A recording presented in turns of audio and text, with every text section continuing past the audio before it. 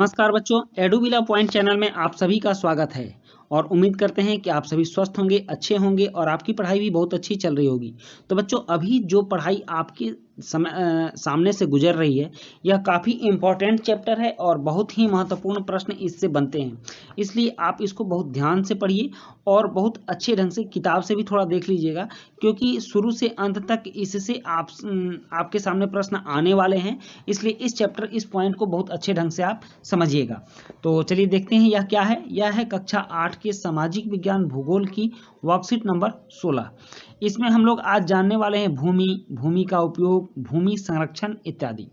तो सबसे पहले हम भूमि देखते हैं कि भूमि सबसे महत्वपूर्ण प्राकृतिक संसाधनों में से है।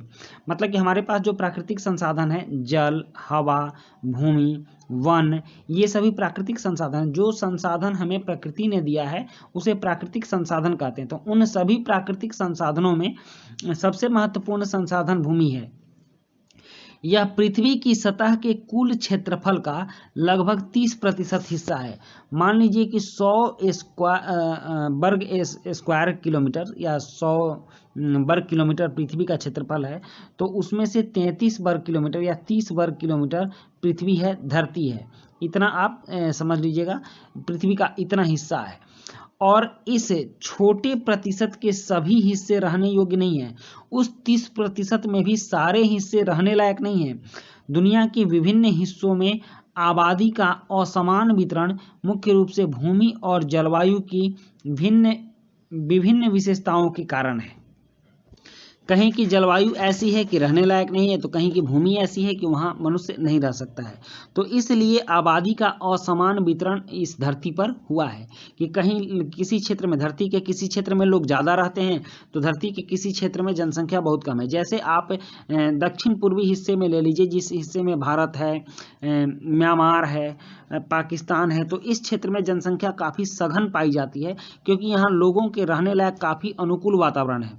वहीं आप ग्रीनलैंड के क्षेत्र में चले जाइए या रूस से उत्तरी भाग में चले जाइए या उत्तरी ध्रुव की तरफ चले जाइए, तो वहाँ चूंकि वहाँ का वातावरण और जलवायु लोगों के रहने के अनुकूल नहीं है, इसलिए वहाँ विरल जनसंख्या पाई जाती है, बहुत कम लोग उस क्षेत्र में रहते हैं।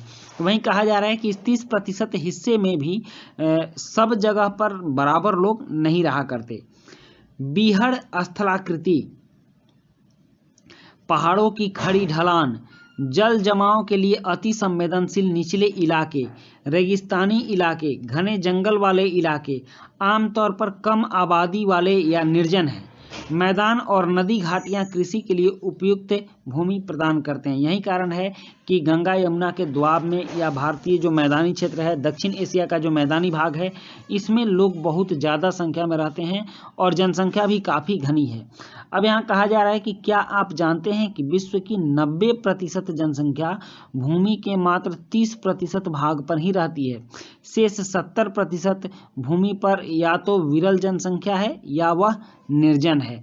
मतलब कि इस 30% के हिस्से पर भी मात्र 30% पर विश्व की 90% जनसंख्या रहती है। अब है भूमि का उपयोग।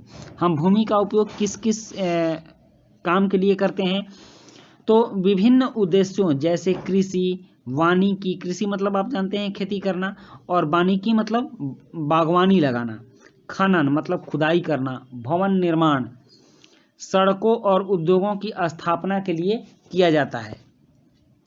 इसे आमतौर पर भूमि उपयोग कहा जाता है। भूमि का उपयोग भौतिक कारकों जैसे स्थलाकृति, मिट्टी, जलवायु, खनिज और पानी की उपलब्धता के लिए निर्धारित होता है।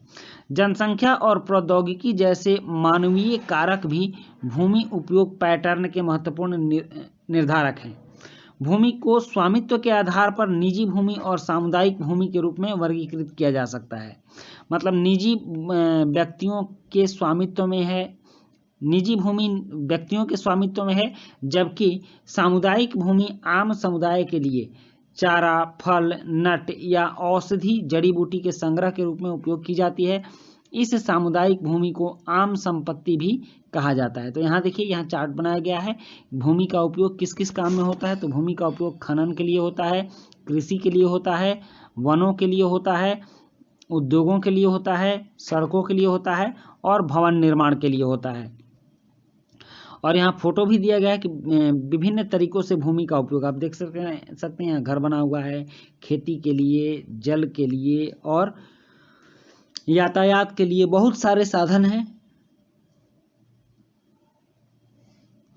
और बहुत सारे काम हैं जिनका उपयोग भूमि के लिए, भूमि पर होता है और जिनके लिए भूमि का उपयोग होता है। लोग और उनकी मांग बढ़ती जा रही है, दिन प्रतिदिन जनसंख्या बढ़ती जा रही है और जनसंख्या बढ़ने से लोगों की डिमांड भी बढ़ती जा रही है, लेकिन भूमि की उपलब्धता सीमित है। जितनी भूमि है उतनी ही रहेगी, लोग भले ही बढ़ रहे हों। भूमि की गुणवत्ता भी जगह जगह भिन्न भिन्न होती है। लोगों ने वाणिज्यिक क्षेत्रों के निर्माण, शहरी क्षेत्रों में आवास परिसर, ग्रामीण क्षेत्रों में कृषि भूमि के विस्तार के लिए आम भूमि का अतिक्रमण करना शुरू कर दिया है। मतलब कि जो सामुदायिक भूमि होती है लोग उसका भी अतिक्रमण कर लेते हैं।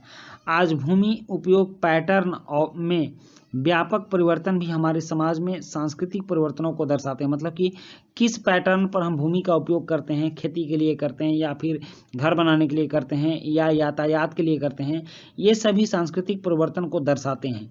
कृषि और निर्माण गतिविधियों के विस्तार के कारण भूमि का क्षरण, भूस्खलन, मिट्टी का कटाव मरुस्थलीय पर्यावरण के लिए बड़ा खतरा है।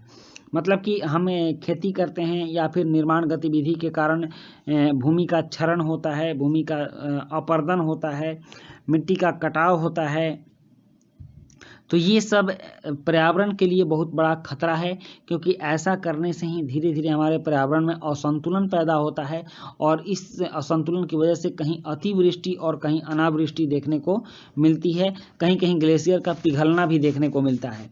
अब है भूमि संरक्षण की। भूमि संरक्षण हम कैसे कर सकते हैं या इसके लिए क्या उपाय कर सकते हैं? बड़ी जनसंख्या और उनकी बढ़ती मांग के कारण वन आवरण और कृषि योग्य भूमि का बड़े पैमाने पर विनाश और इसने प्राकृतिक संसाधन खोने का डर भी पैदा किया है।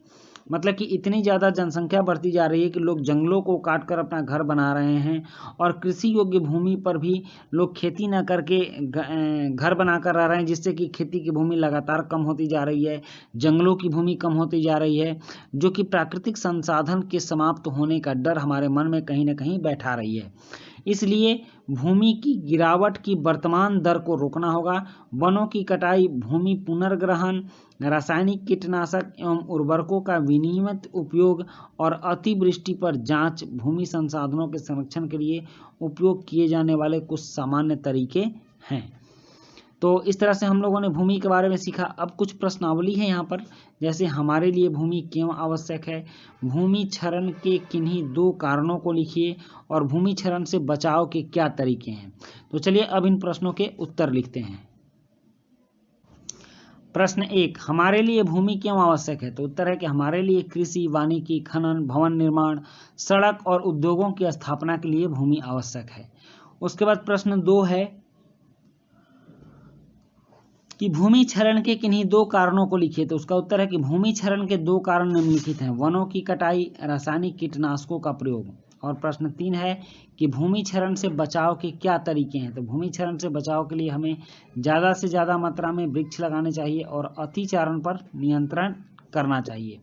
तो बच्चों ये थी आपकी आज की वर्कशीट और आज की वर्कशीट कंप्लीट होती है। वीडियो अच्छी लगी हो तो लाइक, सब्सक्राइब, कमेंट जरूर कीजिएगा। मिलते हैं नेक्स्ट वीडियो में। Thank you.